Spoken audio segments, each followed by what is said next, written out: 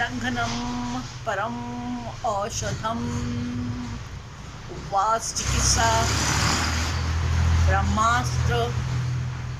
प्राकृतिक चिकित्सा के लिए ब्रह्मास्त्र है उपवास चिकित्सा।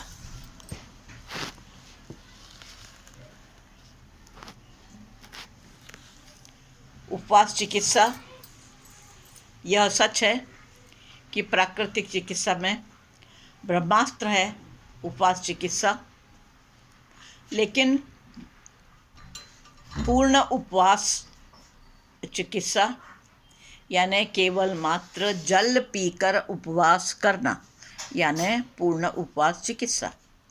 उसमें थोड़ा सा नींबू के कुछ बूंद मिला करके और उस पानी को पी करके भी उपवास चिकित्सा की जाती है।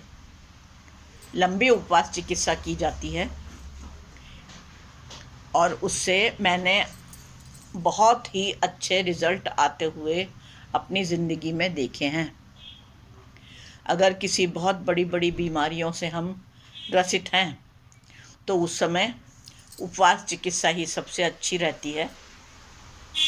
लेकिन यह उपवास चिकित्सा कभी भी घर में करने की कोशिश मत कीजिए। पूर्ण उपवास चिकित्सा हमेशा नेचुरोपैथी के दवाखाने में, नेचुरोपैथी सेंटर में अच्छे अच्छे डॉक्टरों के पास में रह कर के ही करिए और आप बड़े बड़े रोगों से मुक्त होते चले जाएंगे।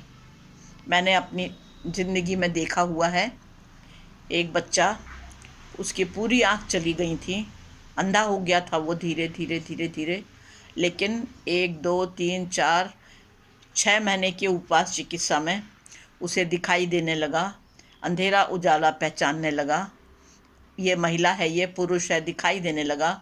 उसने आत्महत्या करने की कोशिश करी थी। घर वालों ने डॉक्टर जिटे के आश्रम में नागपुर में उसे लाके भर्ती कर दिया और बच्चा 16-18 साल का 20 साल का बच्चा था वो, और ठीक होते चला गया। पूरे शरीर के ऊपर सफ़ेद दाग थे एक लड़की को, और मैंने यानी हमें कॉलेज की तरफ से वहाँ पे लेके गए थे और हम लोगों ने सबने देखा कि उस लड़की के शरीर से वे सफ़ेद दाग पूरे गायब गायब गायब होते चले गए। सिर्फ वो नींबू पानी पीती थी, लेकिन डॉक्टर जिटे के अंडर में रह करके, क्योंकि पूर्ण उपवास चिकित्सा से कई बार बहुत सारे उपद्रव शुरू हो जाते हैं, जैसे चक्कर आना, बेहोशी आना, ब्लड प्रेशर कम ज़्यादा हो जाना, दस्त लगना शुरू हो जाना, या कोई भी प्रॉब्लम आ सकते हैं। तो वो जो तज्ञ डॉक्टर रहते हैं वो नेचुरल ढंग से ही उनको कंट्रोल कर लेते हैं, उनको ठीक कर लेते हैं। उस समय कोई भी दवाइयाँ नहीं दी जाती हैं। इसलिए हमेशा यह चिकित्सा तज्ञ डॉक्टरों के अंडर में रह के ही करना है।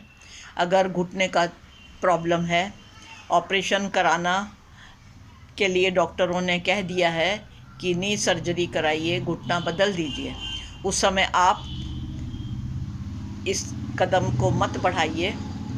और मेरी यही सलाह होगी कि किसी प्राकृतिक चिकित्सालय में जाके आप भर्ती होइए और वहाँ पे उपवास चिकित्सा लीजिए। लंघनम परम औषधम, मैंने ठीक होते हुए देखा है अपनी आँखों से। मैं सिर्फ इतना ही कह सकती हूँ, लेकिन वहाँ पे जाके आपको डॉक्टर के पास में ही रह के यह कार्य करना है। घर में रहते हुए कई तरह के उपवास होते हैं, जैसे 1 दिन का उपवास, 2 दिन का उपवास, फल खा कर के उपवास, फलों का रस पी कर के उपवास, या 1 टाइम का उपवास, या कुछ नहीं खा के सिर्फ जल पी कर के 1 टाइम या 1 दिन का उपवास। एक नाश्ता गायब कर दिया, नहीं खाया नाश्ता सवेरे शाम, सिर्फ सवेरे शाम भोजन किया, तो इस तरह से नाश्ते का उपवास। ये छोटे छोटे उपवास हम बड़े आराम से कर सकते हैं और करना चाहिए। इससे हमारा रेजिस्टेंस पावर बढ़ता है और हमारी शक्ति बढ़ती है। जिस प्रकार से एक गृहिणी को 1 टाइम खाना बनाना पड़े तो उसे बहुत अच्छा लगता है कि आज मुझे खाना नहीं पकाना है, और मैं घर के दूसरे कार्य आराम से कर सकती हूँ, उसी प्रकार से हमारे शरीर को भी खुशी होती है कि आज मुझे पाचन क्रिया का काम नहीं करना है, मुझे पाचन संस्थान को आराम देना है। और इस तरह से हमारे शरीर को दूसरे कार्य करने का मौका मिल जाता है। और जब शरीर को भूख ना लगे तब तो बिल्कुल भी खाना मत खाइए, निश्चित रूप से उस दिन उपवास करिए। शरीर चाहता है, जब शरीर को पानी चाहिए तो शरीर को प्यास लगती है और हम पानी पीते हैं। जब शरीर थक जाता है, उसे आराम चाहिए, हम शरीर को आराम देते हैं, नींद लेते हैं। जब शरीर को भोजन चाहिए तो भूख लगती है और हम खाना खाते हैं। लेकिन जब बीमारियों में शरीर को बिल्कुल भी भूख नहीं लगती है तो पेशेंट कहता है मुझे बिल्कुल भूख नहीं है, मुझे खाना नहीं चाहिए। उस समय उसे आग्रह कर कर के थोड़ा दूध ले लो, थोड़ा बिस्किट ले लो, थोड़ा ब्रेड ले लो, खिचड़ी बना दूं क्या? बिल्कुल मत बोलिए, भूख नहीं है बिल्कुल मत खाइए। अगर पेट भारी लग रहा है तो पेट में खाना जमा है और उसे पचाने के लिए शरीर को समय चाहिए। आप बिल्कुल आराम से शरीर को समय दे दीजिए। शरीर एक टाइम खाना नहीं खा के या एक दिन खाना नहीं खा के सारे प्रॉब्लम को अपने आप सॉल्व कर लेगा और आपको कोई तकलीफ़ नहीं होगी। और जब उसको कस के भूख लगेगी तो वह स्वयं खाना मांगेगा और आप उसे खाना परोस दीजिए। लेकिन ज़बरदस्ती करके बीमारियों में भूख नहीं लगते हुए खाना खाना यानी शरीर में रोगों को खाना खिलाना, रोगों को पोषण करना है। इसलिए इतने छोटे से उपवास को हम घर में रह के बड़े आराम से कर सकते हैं। और उपवास में ज़रूरी नहीं है कि आप कुछ ना खाएं, आप खाइए ना। पका हुआ भोजन मत खाइए। पका हुआ भोजन आपके खाने के बदले में आप फल फूल, सब्जियां उबाल के, सलाद, दूध दही मट्ठा, अंकुरित अनाज, बिना पकाया हुआ भोजन खाइए और आपको उससे पूरा लाभ मिलेगा।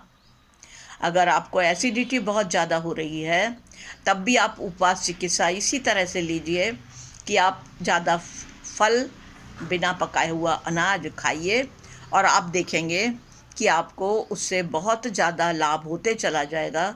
शरीर पचाने का कार्य छोड़ के और शरीर को तंदुरुस्त करने का कार्य करेगा और हम अपने आप तंदुरुस्त होते चले जाएंगे। उपवास चिकित्सा बहुत ही महत्वपूर्ण है।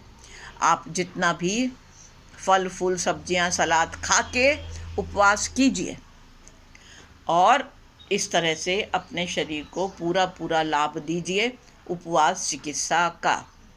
इतना लाभ भी शरीर को बहुत है कि हमने उसे एक टाइम या एक दिन या 2 दिन खाना नहीं खिलाया, उसके बदले में फल फूल खिला दिए और शरीर अपने आप को तंदुरुस्त कर लेगा।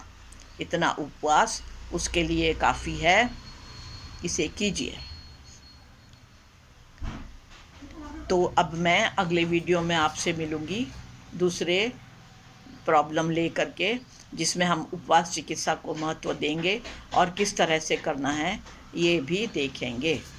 नमस्कार।